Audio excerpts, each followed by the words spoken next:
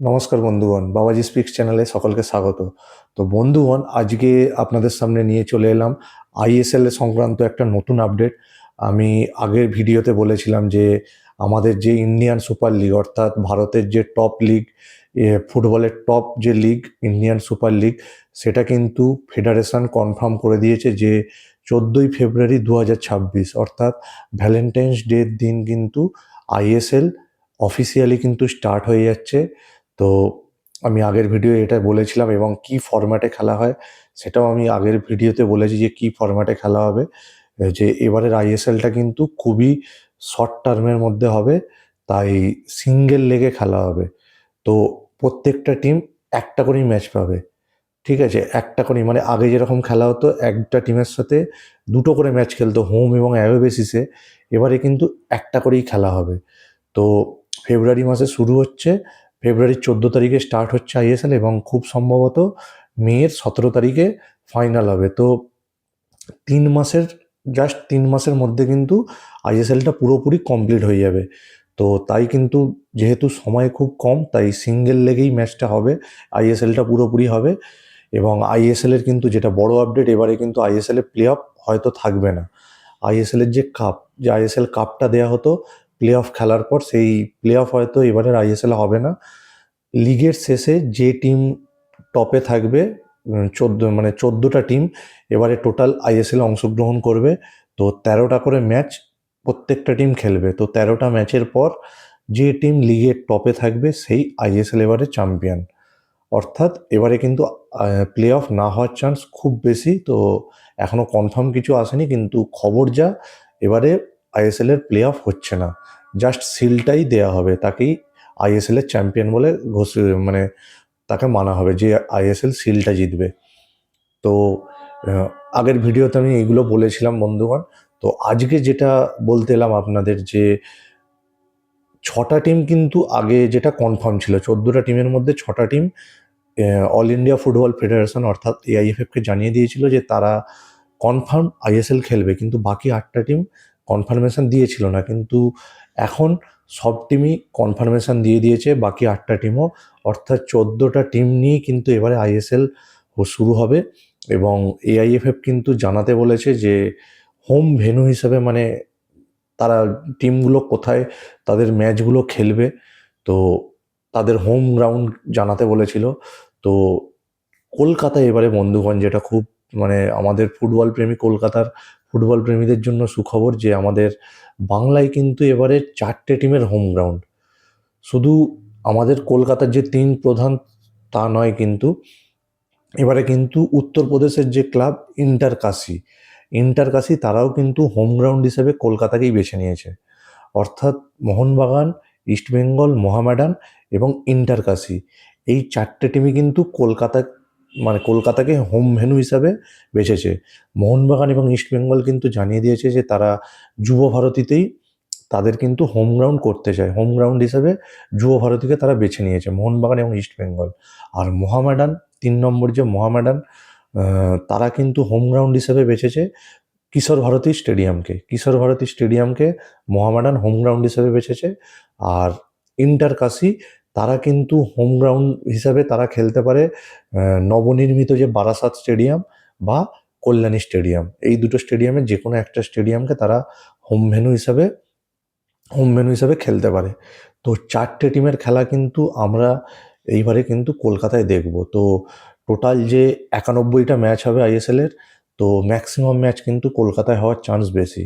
কারণ অনেক টিম এখনও আইএসএলের যে বড় বড় টিমগুলো আছে আরও অনেক, তারা কিন্তু তাদের হোম গ্রাউন্ড তারা এখনও কিন্তু ঠিক করতে পারেনি, যে তারা নিজেদের হোম গ্রাউন্ড কোথায় করবে। কারণ এবারের আইএসএলের বাজেট অনেক কম, এবং এই যে খেলার, এই যে স্টেডিয়াম ভাড়া করার, এই একটা ম্যাচ কোনো স্টেডিয়ামে আয়োজন করতে গেলে সেখানে কিন্তু অনেক অনেক টাকা লাগে। তো সেই যে টাকাটা, সেইটার অভাব কিন্তু প্রত্যেকটা টিমকে ভোগাচ্ছে এবারের, যেহেতু আইএসএলটাও খুব ছোট এবং টিমগুলোর বাজেটও খুবই কম। তো এই জন্যে কিন্তু প্রবলেমে পড়ে গেছে বহু টিম।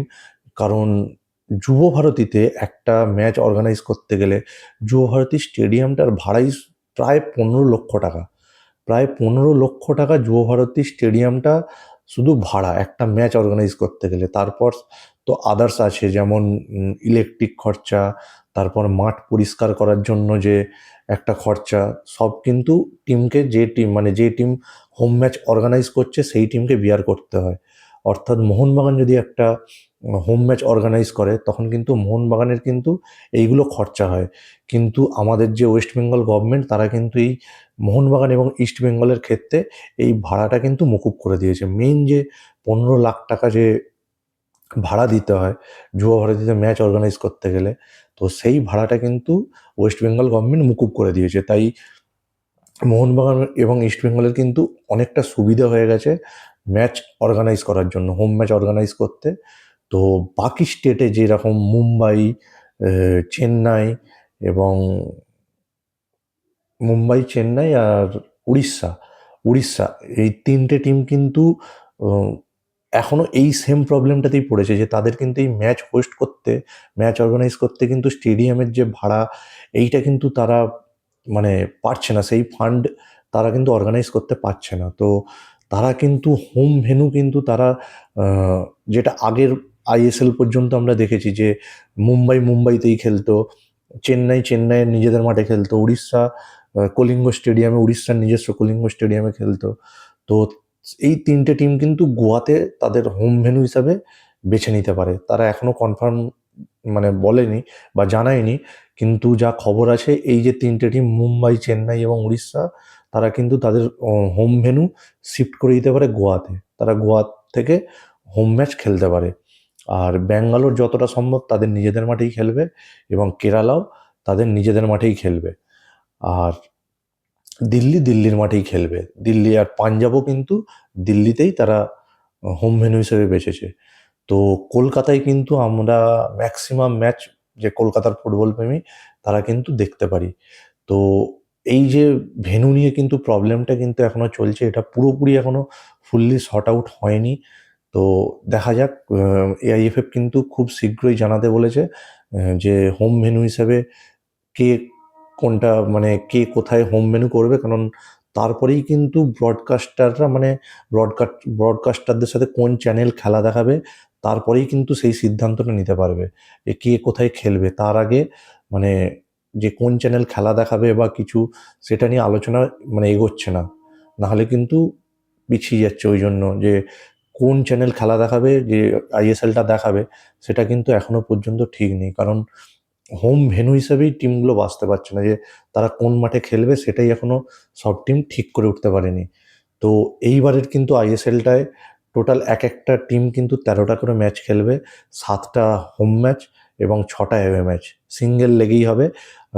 এতদিন আইএসএল কিন্তু ডবল লেগে হচ্ছিল, এবারে কিন্তু সিঙ্গেল লেগেই হবে। আর টোটাল 91টা ম্যাচ হবে। এবং এইটাই এখনো পর্যন্ত, আমি এর আগে ফরম্যাটটা বলে দিয়েছি যে এবারে আইএসএল কী ফরম্যাটে খেলা হবে। তো এরপরে আমি যদি কিছু আরও আপডেট পাই যে কে কোন স্টেডিয়ামে খেলবে, সেটা কনফার্ম নিউজ আমি আপনাদের সাথে বন্ধুগণ আবার শেয়ার করব। আর আপনারাও অবশ্যই কিন্তু ভিডিওটা ভালো লাগলে চ্যানেলটা সাবস্ক্রাইব করে রাখবেন। আর আমি আইএসএল রিলেটেড আরও কোনো খবর পেলে আপনাদের সাথে অবশ্যই শেয়ার করব। আর আপনারাও কমেন্ট বক্সে জানাবেন যে এবারে যে আইএসএলের ফরম্যাটটা যেটা হচ্ছে, যে খেলাটা হচ্ছে আইএসএল, সেটা আপনাদের কীরকম কী লাগছে, যে এই ফরম্যাটটা ঠিক কি ভুল, সেটা অবশ্যই মতামতটা আপনাদের জানাবেন কমেন্ট বক্সে। আর ভিডিওটা ভালো লাগলে অবশ্যই লাইক করে দেবেন এবং চ্যানেলটা সাবস্ক্রাইব করে দেবেন। ধন্যবাদ। ভালো থাকবেন সবাই।